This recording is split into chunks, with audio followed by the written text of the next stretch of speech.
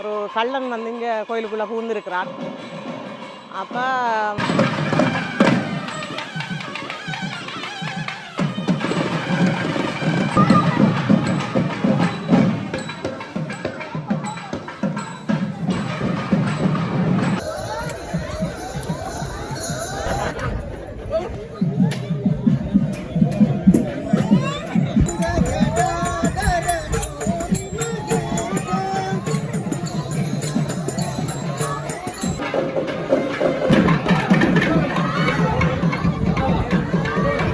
மருத நிலத்தோடு சாய்ந்த ஒரு நிலமாக விழுவலை கண்ணகி என வழங்கும் ஸ்ரீ மீனாட்சி அம்பிகையினுடைய பாதார பிந்தங்களை பணிந்து கொண்டு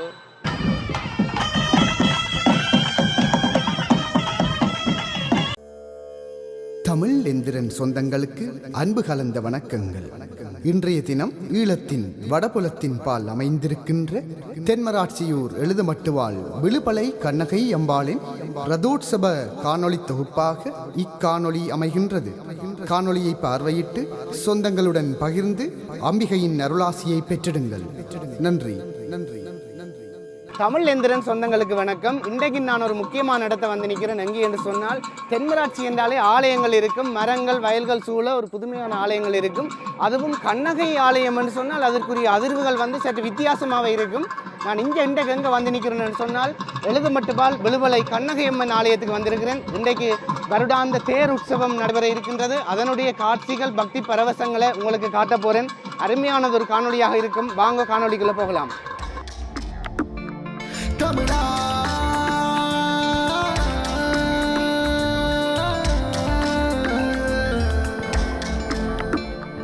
தமிழா தமிழா தமிழா தமிழா தமிழ் என்கிறன்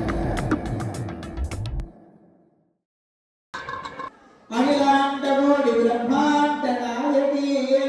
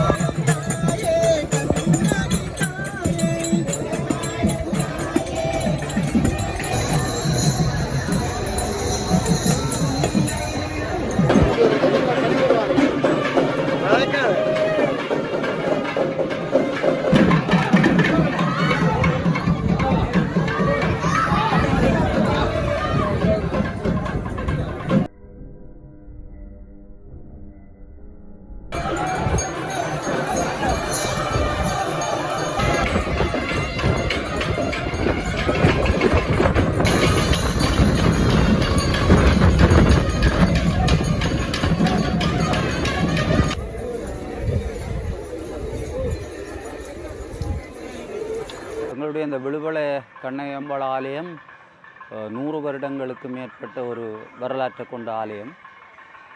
குறிப்பாக இது இந்த ஆலய சுற்றாடலில் சோலைக்கு தான் இந்த ஆலயம் அமைந்திருக்கிறது. ஆலயத்தின் முன் பகுதி வந்து இந்த மருத நிலத்தோடு சாய்ந்த ஒரு நிலமாக அம்பிகையினுடைய அருளால் இது வளமையாக செயற்பட்டு வருகிறது. குறிப்பாக இடம்பெயர்வுக்கு முன்னும் இந்த ஆலயத்தின் பல புதுமைகள் இருந்திருக்கிறது. குறிப்பாக அதுக்கு முதல் இருந்த இந்த வாகனங்கள் எல்லாம் காப்பாற்றப்பட்டு மீளவும் எங்களுடைய ஆலயத்துக்கு கொண்டு வரப்பட்டதே இது ஒரு மிகப்பெரிய புதுமை. அதற்கு அப்பால் அம்மாளாட்சியும் இடைக்காலத்தில் காணாமல் போய் திரும்ப பரிபாலன சபையினுடைய முயற்சியாலே எங்களுக்கு அது கிடைத்தது கூட அம்பிகையினுடைய மிக பெரும் அருளும் புதுமையும் தான். இது கண்ணகையம்மன் ஆலயம். கண்ணகையம்மன் ஆலயம்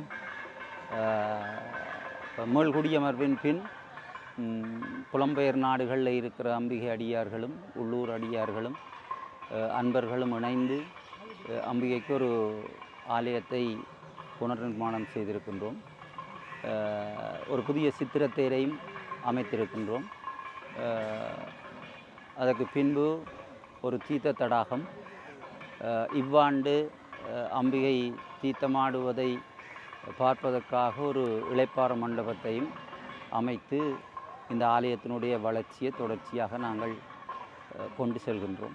எழுதுமட்டுவாள் விழுவலை கண்ணகி என வழங்கும் ஸ்ரீ மீனாட்சி அம்பிகையினுடைய பாதார விந்தங்களை பணிந்து கொண்டு அம்பிகையினுடைய வருடாந்த மகோற்சவ நிகழ்வு, இன்றைய தினம் ரதோற்சவம் தேர் திருவிழா நிகழ்வு மிகவும் சிறப்பான முறையிலே இடம்பெற்று கொண்டிருக்கின்றது.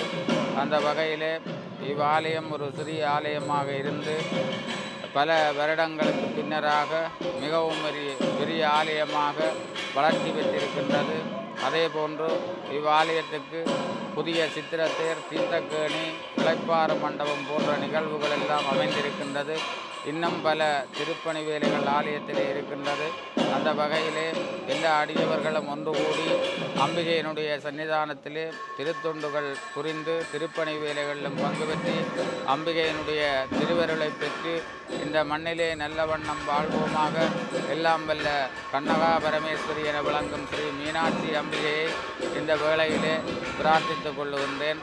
இக்கோயிலின் தர்மத்தாகி இதை நாங்கள் 3 தலைமுறையாக இந்த கோயிலை நாங்கள்லாம் நெறிப்படுத்தி கொண்டு வருகின்றோம். இது வழித்தொன்றாக கண்ணகை அம்மன். ஆனால் ஆரம்பத்தில் கையில் சிலம்பு இல்லாதபடியால் இதில் கொடியேற்றி திருவிழாவை நாங்கள் 10 நாள் வரையும் செய்து வருகின்றோம். அடுத்த இதில் நடந்த அற்புதம் கொண்ட ஆதிகால மூதாதையர் சொன்ன இது ஒரு கள்ளன் வந்து இங்கே கோயிலுக்குள்ளே புகுந்திருக்கிறான். அப்போ அவனுக்கு உள்ளட்ட உடனே கண் தெரியாமல் வந்திருக்குது. அப்போ எங்களோட பரம்பரை உள்ள ஒரு ஆளுக்கு போய் கனவில் சொல்லியிருக்கு இப்படின்னு. அவன் கஷ்டப்பட்டவர், அவருக்கு நீங்கள் உதவி செய்து அவரை அனுப்ப சொல்லி அவன் வந்து உதவி செய்து ஒரு கண் பார்வை வெளியில் வந்து அவர் திரும்ப போயிட்டார். இப்படி பல அற்புதங்கள் இந்த கோயிலில் நடந்திருக்கு. இதை இங்கே கொடியேற்றி 10 நாள் தீர்த்தம் வரையும் 10 திருவிழாக்கள் நடைபெற்று வருகின்றது.